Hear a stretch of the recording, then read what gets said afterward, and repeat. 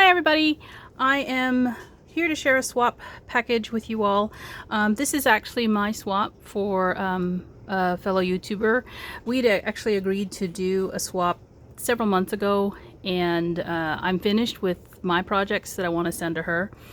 And I believe that she will send hers whenever she is feeling up to it. You know, because there are some issues that she's dealing with. So I wanted to go ahead and continue with my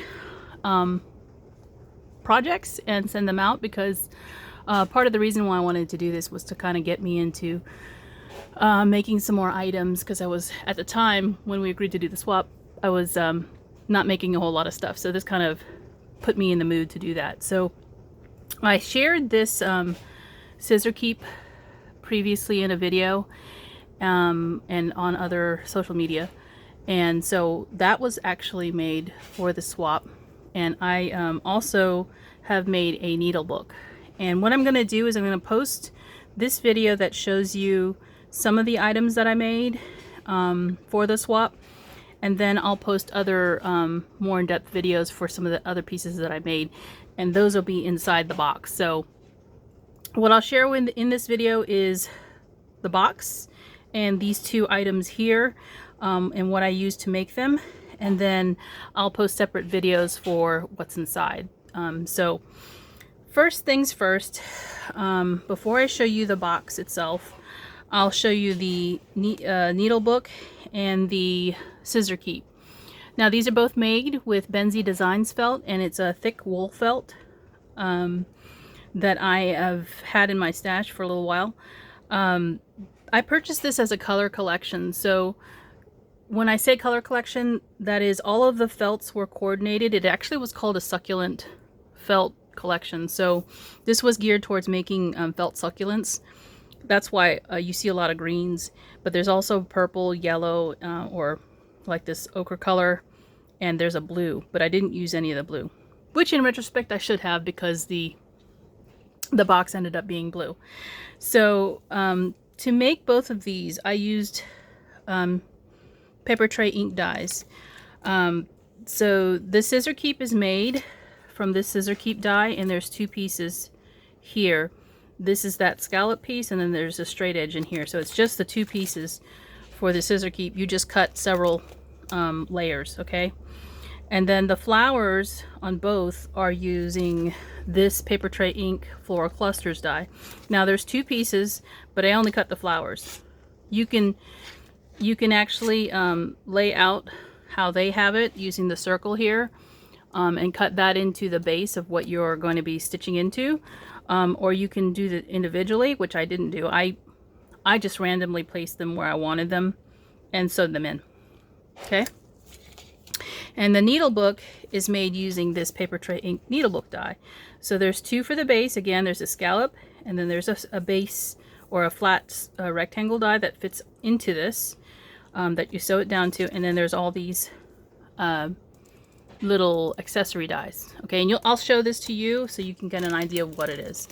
So with the scissor keep, as you can see, it's two colors. It's that green base, the dark green base scallop, and then the lighter green. And then I used a bunch of seed beads to sew in, and the floss actually came with the collection too. So DMC floss is what they send out with their collections, which is great quality. And I used a green so you could see all the stitching.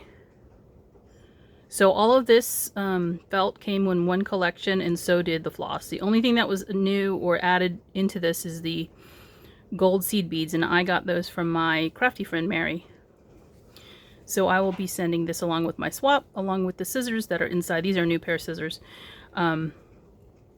because they fit so nicely in here. So you can get an idea. These are the We Are Memory Keepers scissors that you can purchase at Tuesday Morning now. I believe they have them.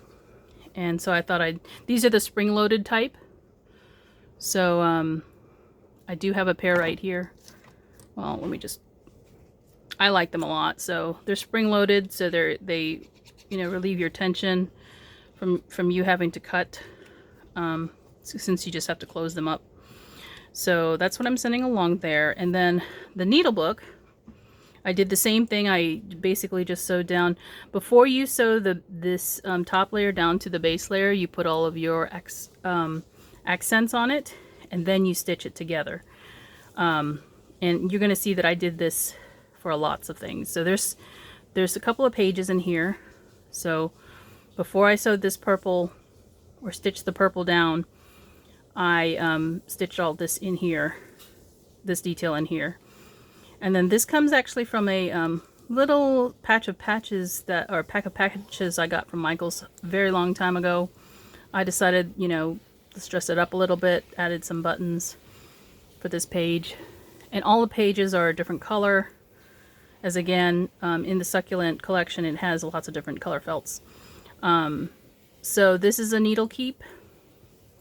So these are like different size needles with different size eyes, and I put a little threader in here. Over here are some pins that I got from a swap, not a swap, but I think Vicky had bought me a couple of different packs of these, so I added some of these because I know the color is perfect for the book. Added some buttons, and these buttons also came from somebody who sent me a rack, so I just thought they coordinated so well that I would put them in here. Normally you don't see the buttons on this little stitching, you would see the stitching lines, but I added those details. And then there's some of the rest of the patches that I didn't use. I put them in the pocket here, and then I figured she could attach them to different projects she wants to use if she doesn't want to sew them down, by using these little garment pins that are like a vintage, and I believe these come from Hobby Lobby. And then there's the back of the book. Pretty plain. For the closure, I use this ribbon that I also got from Michael's, and it's measuring tape. So you just tie it closed. So that is what I did with the needle book. Okay. So that this video isn't too long, the next thing I'm gonna talk about is the box. Now this is an octagonal box from Tonic, and I will show you. Here is the packaging for the die, and they have this whole collection of different boxes that they have. And this is the, what is it called, Sewing Forever Octagon Kaleidoscope Box Lid and Base Set. So you can buy the box lid, which is what this die is, and it has a bunch of different sides that can be used for decorative purposes. And then the insert here with the sewing can be switched out, because they do have different tops. They have the sides differently. They have the sides separately. Now the sides can be different heights. So you can see this one is kind of squat. There's this one, which is the one I made, and there's even a taller one. So I have the different heights of the boxes, and I thought this would be perfect for housing the swap items. So this is what I used to create the box, as well as some additional ones. Now I have different size octagonal nesting dies, and this is one of them. Okay, and then there's one right here, if you can see it. It has little details in it, like little hash marks in it. So I have different sets of these dies to help me kind of decorate the box lid, and they're separate from this die itself. So I just wanted to mention that in case anybody's interested. I use the sewing one because I went with a sewing theme for the swap, and then I also use this little scallop to cut some decorative pieces. So that is the box, the die for the box. Now all of my projects are made using Tilda paper. Okay, so I'm going to show you the paper pads. This is retired paper, so for those of you who are looking for it, it's hard to find, and you would probably have your best luck looking at a European distributor to find this, because it's all retired. If you're interested. Michael's Recollections 110-pound cream cardstock. This comes in the 4-pack with all the pinks and the flesh tones. It coordinates with the 2 paper pads that I use. Now this is the Pardon My Garden paper pack, and you can see the different pieces of paper in here. The manufacturer is Tilda, if I didn't say that. And then the other one that I used is the Spring Diaries for some of the projects. So if you're looking for this, you probably won't find it here in the US. Your best luck is to find it overseas, and I haven't even looked to see if they have it still. So this is the box that I made, and so on the sides I wanted to keep it rather simple because the paper is sort of lends itself to that style. The only piece that's different on the box is this one right here, which is really the front of the box. It's right at the bottom where you would see it, and it says "Sewing forever, housework whenever." I don't know if you can see that.